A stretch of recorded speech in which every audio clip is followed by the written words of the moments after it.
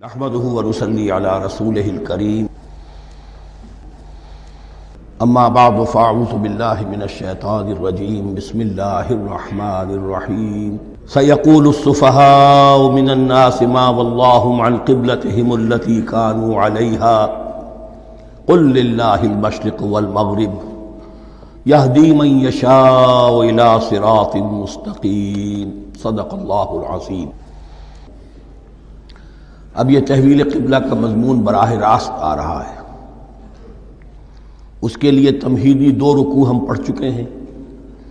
حضرت ابراہیم کا تذکرہ جو معمار ہیں بیت اللہ کے، ابو الانبیاء ہیں، امام الناس ہیں، انہی کی ایک نسل بنی اسرائیل ہے، انہی کی ایک نسل بنی اسماعیل ہے۔ ان کا دین کیا تھا، اس کی بنیاد کیا تھی، انہوں نے اور خود ان کے پوتے حضرت یعقوب نے اپنی اولاد کو کس بات کی وصیت کی تھی، اب وہ اولاد مختلف پگڈنڈیوں پر چل کر کہاں کہاں پہنچ چکی ہے، یہ سارا پس منظر ہے اصل میں اس تحویل قبلہ کے لیے۔ اور تحویل قبلہ پر پورے 2 رکوع آ رہے ہیں۔ اس سے بسا اوقات یہ خیال پیدا ہوتا ہے، میرے ذہن میں بھی کبھی ہوتا تھا کہ یہ ایسی بڑی بات کیا تھی جس کے لیے قرآن مجید نے اتنے شد و مد کے ساتھ اور اس قدر تفصیل کے ساتھ بلکہ تکرار کے ساتھ بات کی۔ تو اصل میں اس کو یوں سمجھیے کہ ایک خاص مذہبی ذہنیت ہوتی ہے، اور وہ مذہبی ذہنیت یہ ہوتی ہے کہ اعمال کے ظاہر پر ان کی توجہ زیادہ مرکوز ہو جاتی ہے، اعمال کی جو روح ہے زیادہ اس کی طرف توجہ نہیں ہوتی۔ عوام الناس کا معاملہ یہی ہو جاتا ہے، ظواہر پر، رسومات پر، جو ظاہری شکلیں ہیں ان کی اہمیت، جو اصل دین ہے، روح دین ہے، جو مقاصد دین ہیں، ان کی طرف توجہ نہیں ہوتی۔ نتیجہ یہ ہوتا ہے کہ ظاہر میں ذرا سا فرق انہیں بہت محسوس ہوتا ہے، ذرا سا فرق ہو گیا، کسی نے رفع یدین کر لیا، قیامت آ گئی، معلوم ہوا یہ کوئی اور ہی آ گیا ہماری مسجد میں، یہ کون ہے، کسی نے آمین ذرا اونچا کہہ دیا، پھر قیامت آ گئی۔ یہ ساری چیزیں جو یہ خاص ایک ذہنیت ہوتی ہے، اس ذہنیت کے پس منظر میں یہ مسئلہ چھوٹا نہیں تھا۔ ایک تو یہ کہ جو قبائلی اور قومی پس منظر تھا اس کے حوالے سے سمجھیے، مکے میں جو لوگ ایمان لائے، ظاہر بات ہے ان سب کو عقیدت تھی خانہ کعبہ کے ساتھ، خود حضور کو تھی۔ آپ روتے ہوئے نکلے ہیں اور آپ نے یہ فرمایا تھا کہ اے کعبہ مجھے تجھ سے بڑی محبت ہے، لیکن تیرے یہاں کے رہنے والے مجھے یہاں رہنے نہیں دیتے۔ پھر یہ کہ وہ جو عقیدت اور محبت تھی وہ تمام اور مسلمانوں کے دلوں میں بھی تھی۔ مدینے میں آ کر آپ نے رخ بدل دیا۔ جب تک مکے میں تھے معلوم ہوتا ہے کہ حضور جب کھڑے ہوتے تھے نماز کے لیے تو آپ اس طرح کھڑے ہوتے تھے کہ بیک وقت استقبال قبلتین ہو جاتا تھا، یعنی جو جنوبی دیوار ہے ایک طرف وہ کونا ہے جس میں حجر اسود ہے، اور دوسری طرف وہ یمانی ہے، رکن یمانی جو یمن کی طرف ہے، جنوب کی طرف ہے۔ ادھر کوئی شخص کھڑا ہوگا اور وہیں پر انہی کے درمیان جو ہے جب طواف کیا جاتا ہے تو دعا مانگی جاتی ہے، ربنا آتنا فی الدنیا حسنۃ وفی الآخرۃ حسنۃ وقنا عذاب النار۔ باقی پورے طواف میں آپ جو چاہیں دعا مانگے، لیکن یہاں یہ دعا ہے خاص۔ اب اگر کوئی شخص ادھر کھڑا ہو کر نماز پڑھ رہا ہے تو کعبہ تو سامنے ہے ہی، ٹھیک سیت میں یروشلم بھی ہے۔ استقبال القبلتین، ایک ہی وقت میں 2 قبلوں کی طرف رخ ہو گیا۔ مدینہ میں آ کر معاملہ بدل گیا، مدینہ درمیان میں ہے، مکہ مکرمہ اس کے جنوب میں ہے اور یروشلم اس کے شمال میں ہے۔ اب جنوب کی طرف رخ کریں گے تو پیٹھ ہوگی یروشلم کی طرف، یروشلم کی طرف رخ کریں گے تو پیٹھ ہوگی کعبے کی طرف۔ اس میں امتحان ہو گیا ان لوگوں کا جو ایمان لائے تھے کہ آیا وہ محمد الرسول اللہ صلی اللہ علیہ وسلم کے فرمان کی پیروی کرتے ہیں یا اپنی پرانی عقیدتوں اور اپنی پرانی جو روایات ہیں ان کو زیادہ اہمیت دیتے ہیں۔ اللہ کا شکر ہے جو لوگ مکے سے آئے تھے ان کی اتنی تربیت ہو چکی تھی کہ ان میں سے کسی کے لیے کوئی مسئلہ پیدا نہیں ہوا۔ اقبال کا وہ مصرع پھر سنا رہا ہوں، بمصطفیٰ برساں خیش را کے دی ہموست اگر بہو نہ رسیدی تمام بولا بیست۔ حالانکہ قرآن مجید میں کہیں منقول نہیں ہے کہ اللہ نے حکم دیا تھا، ہو سکتا ہے اللہ نے حضور کو وحی خفی کے ذریعے سے حکم دیا ہو، لیکن وحی جلی میں کہیں نہیں ہے کہ آپ کو حکم دیا گیا ہو کہ اب یروشلم کی طرف رخ کر کے نماز پڑھیے۔ یہ امتحان ہو گیا کہ رسول کا اتباع کتنا کچھ ہے۔ اب جب یہ حکم آیا، اب امتحان ہو گیا جو مدینے میں رہنے والے جو ایمان لائے تھے ان کا، اس لیے کہ یہاں یہودی بھی تھے، بعض ان میں سے ایمان لائے۔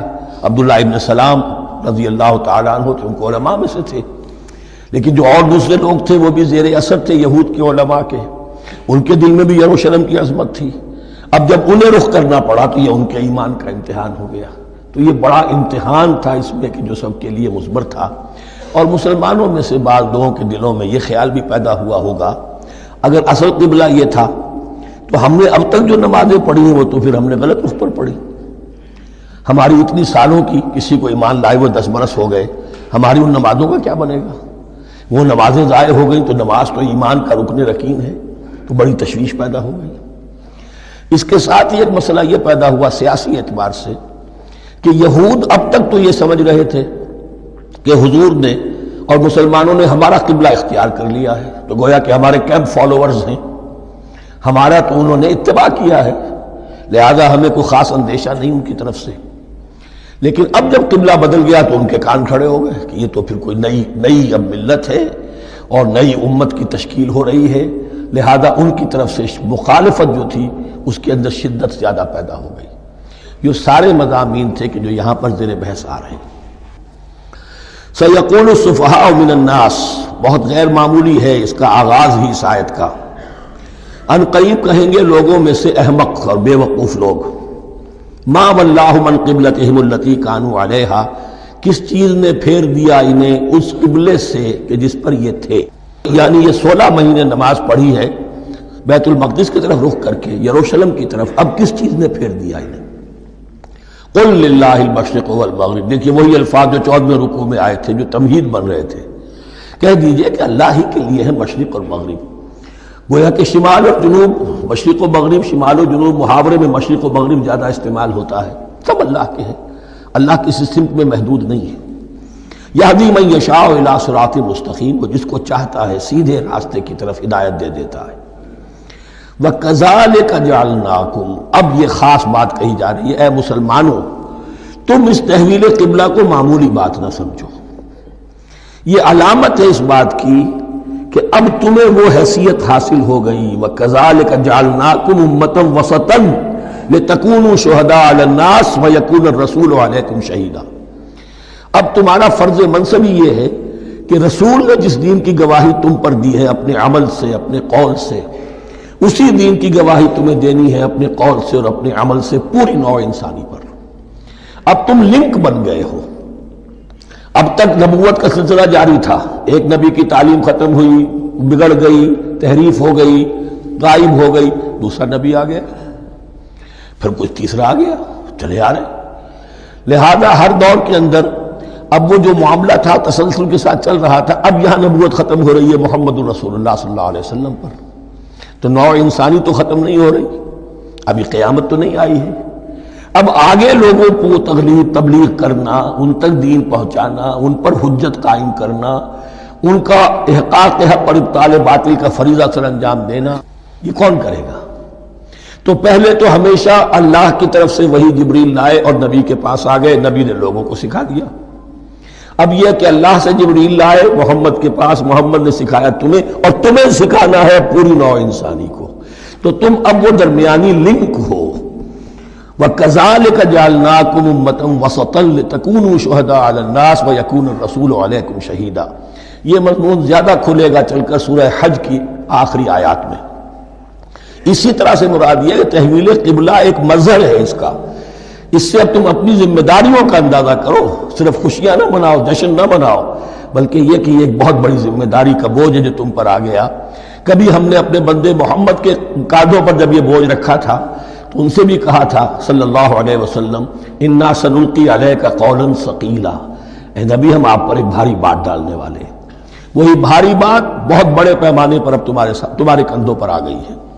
وَكَذَلِكَ جَعَلْنَاكُمْ أُمَّةً وَسَطًا لِتَكُونُوا شُهَدَاءَ عَلَى النَّاسِ وَيَكُونَ الرَّسُولُ عَلَيْكُمْ شَهِيدًا وَمَا جَعَلْنَا الْقِبْلَةَ الَّتِي كُنْتَ عَلَيْهَا، اور ہم نے نہیں قرار دیا تھا اس قبلے کو جس پر کہ اے نبی آپ پہلے تھے، یعنی یہ دو طرح کی بات ہو سکتی ہے، وہی خفی سے اللہ نے فرمایا ہو کہ اے محمد اب کچھ عرصے کے لیے یروشلم کی طرف رخ کر کے نماز پڑھو، وہی جلی میں نہیں ہے، اور یہ بھی ہو سکتا ہے یہ حضور کا اجتہاد ہو اور اسے اللہ نے قبول فرما لیا ہو، دونوں باتوں کا امکان موجود ہے۔ حضور کے اجتہاد پر اگر اللہ کی طرف سے نفی نہ آئے تو وہ گویا اللہ کی طرف سے۔ وما جعلنا القبلة التي كنت عليها الا لنعلم من يتبع الرسول وممن ينقلب على عقبيه، اور نہیں ٹھہرایا تھا ہم نے اس قبلے کو جس پر کہ آپ رہے ہیں مگر یہ جاننے کے لیے کہ کون ہے، یہ ظاہر کرنے کے لیے کہ کون ہے کہ جو اتباع کرتے ہیں رسول کا صلی اللہ علیہ وسلم، اور وہ کون ہے کہ جو اپنی ایڑیوں کے بل لوٹ جاتے ہیں۔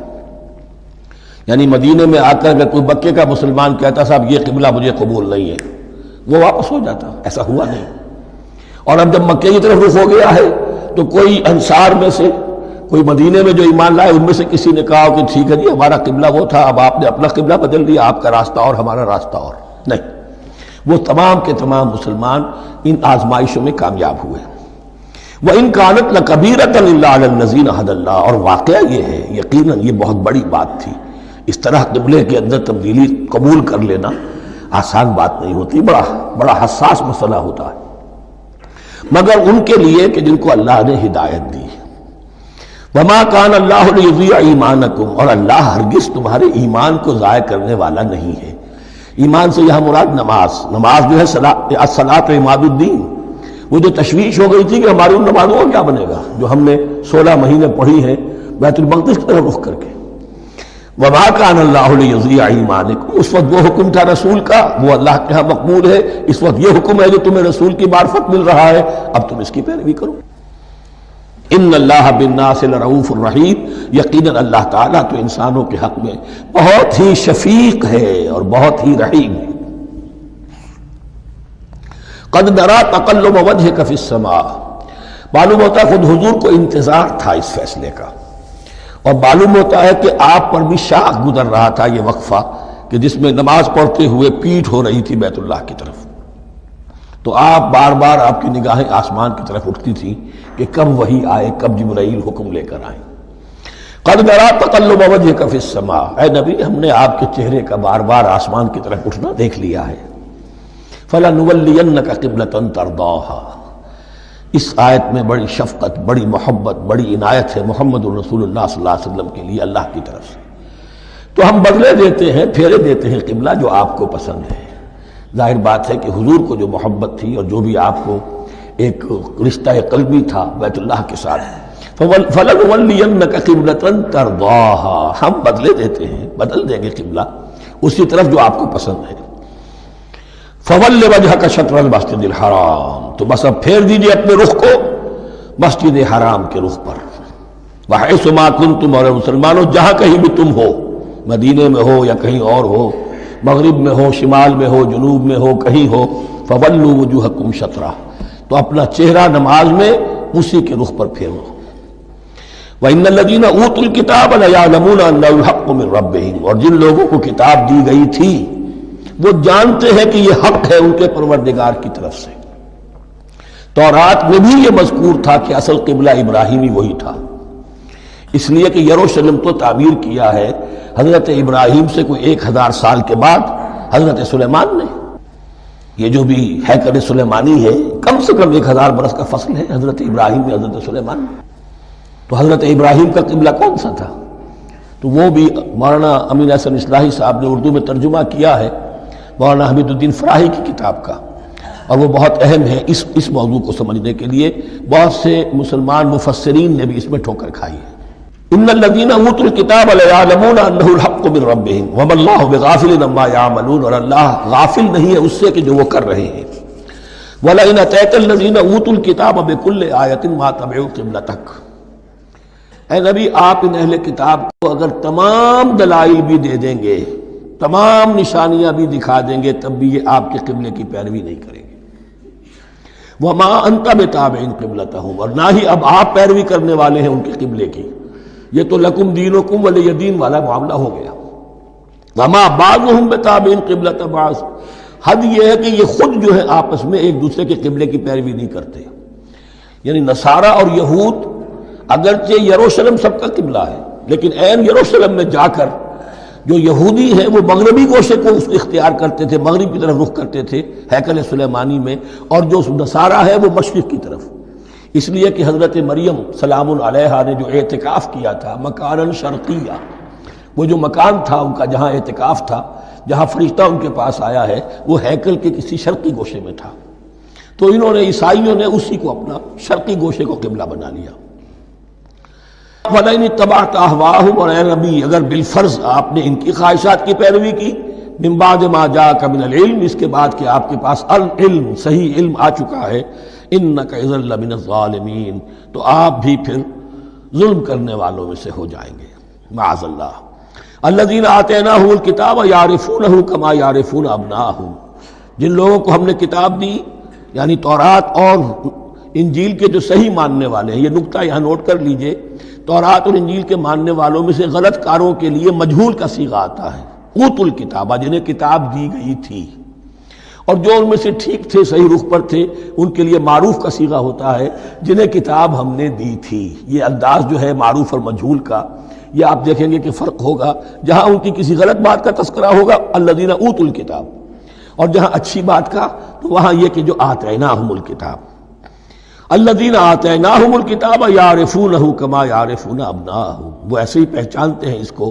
ہو کی ضمیر قبلے کی طرف بھی ہے، اور ہو کی ضمیر محمد الرسول اللہ کی طرف بھی ہے، ہو کی ضمیر قرآن کی طرف بھی ہے، ایسے پہچانتے ہیں جیسے اپنے بیٹوں کو۔ وَإِنَّ فَرِيقًا مِّنْهُمْ، اور یقیناً ان میں سے ایک گروہ وہ ہے لَيَكْتُمُونَ الْحَقَّ وَهُمْ يَعْلَمُونَ، جو جانتے بوجھتے حق کو چھپاتے ہیں۔